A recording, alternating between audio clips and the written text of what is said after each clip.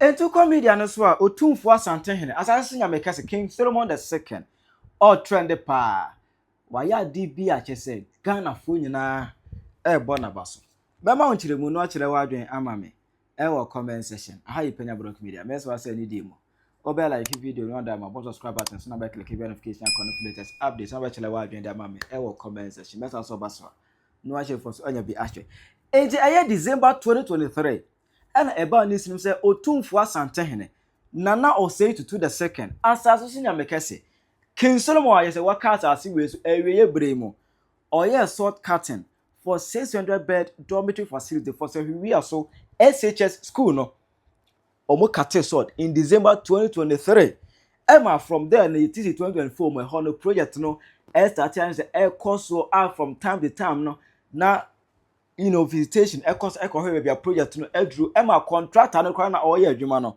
as of July 2024 no eno be this interview I must say Emma mo akwaba bio about the project site efa Otumfuo modern girls dormitory OC Ediamasi was and Sefwi senior high school na me were the project just December until barely 7 months say na hu kita hudi na hu dwumade no asiakọ afa me da say me ma tiefo nyina so akwaba the friend engineer Charles pay the American fa hu nyina na say so far I made a deadline by December 7th there na ka we yeah try say bia bako one materials bia here bia yansaka is speed up say the be target with me adro home what do we head inside there 2-bedroom self-contained for headmistress or take care of and Korana wedding na if we are top on so still benders near standby or more train say carpenters never some so normal frost or non-common so I do on which block laying so air cost apart from where man who in my 12 yaka outside ironing area the amawomo and a washroom so outside and Korana between I use anytime there. Yeah, ready. Any clinic, one clinic is so actually, I don't see almost than a car roof in a better so. He is speedy up, said a bear time on the best song. If it may be Nebraska, engineer, what I am, they know you knew my said a 600 bed girls dormitory. Name Pedro Claino. Now say, yes, I were quarters and no senior house mistress, a baby ada. I can project no, and have a clinic and so I can hold ironing base. And a bay as well meeting out. Wow. Next, Jumadino, and just the girls' dormitory no kwa. Inti you be ben hokakra. Na ya heard said Jumadino ACT. Inti ya bro say a bit to us be saying. I can't say it was so the America say it was so me no. But how can floor no there we be 3 story. 1, 2, 3 story.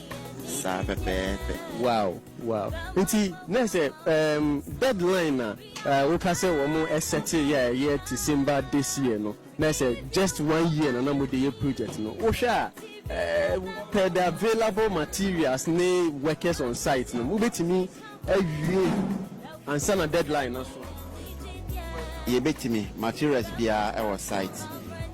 Try say BBC a kwan kra yentime from yentime tra December na nko bebre bia na kwe touches na finishing kitu bi tie possible best bia say betimi awie by December no menim say what did you dey say kwan bebre so na ye bedru ha no said you see how level the building is any block bi amale ye ba ye hu so bi ato block ni bi na otutu hokra emubu ba blocks aye hu o mudi sidan otu bo ho na blocks ni bi abu den na ye sonko kra wo mudwumadi no prayer blocks na to da otu fra bontia cement quantity na o mode ye no unya no sa we be edma o sata na ma ba hadi ide den I had a manufacturer ya de said ye pen I made the biako test I won't say a block quality no sa ni wom and ye dey do ye blocks on there problem bia ene ho until me test bi ache ya hwetifo se be mu ka se bi e bosi mu kan bi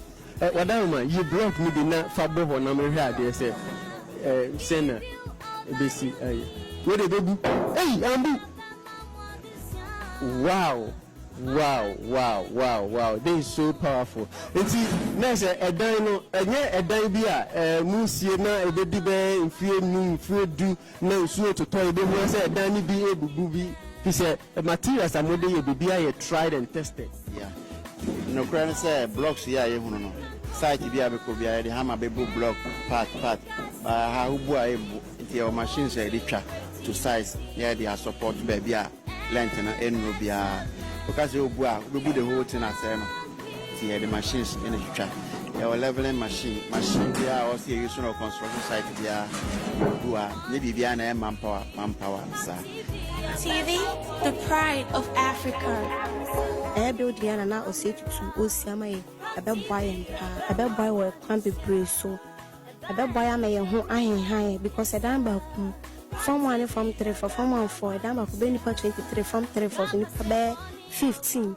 Is it am I not sure? I think this building is going to help us very much because this school in first place is in double track. So the double track is not helping us. Now the form twos are in the house. So in case we get this building or this building is completed, we get a single track so that the form twos, the form ones and the form threes will all come together and be a single track so that we can complete our syllabus. We thank him. We say, Nana, God bless you, because this building is something precious to us. Yes. So we so I trying as a facility bit me are going to successful completion now. So we also school no almost so me and now this ultra modern 600 bed dormitory facility school man. In fact, now all the year for the girls and man no ana OC at the ama if you can as of September 2024 ni kromina no Otumfuo etu bofo ye say o yiri performance shine fie ho no mo ema omukọ ehwe project no Edru Alex na still e won pompon that na omu dwumadien ekoso kama na dwumadien ekoso kama ama as of December 2024 is only a year no na dwumadien it is about 85% completed. Now it was about 85% because na omu painti eye ada kakra bia ewo ho na ebemu chese na eye de kwa Otumfuo that project we for omu ehwa na me video bi na ze confirm say Otumfuo Asantehene no Sefwi SHS no ehọ ana okọ school Otumfuo Asantehene abetom wo Yoso Secondary School 1965-1966 oba form 1 am wo form 5 na oba na me ne wo one house the house and you near friend partner na no we no me na eda no da so na me da FM and the sanity na me na ye menu akuma now we are finally project na contractors ewo ho adwuma akwanya senya no de update ebre ye eduru sei eduru ha no finally dwumadie no akwawi ama project no omo awi ama October twam ye be November ye mo no omo a commission project no fe a handle project no over to the school authorities.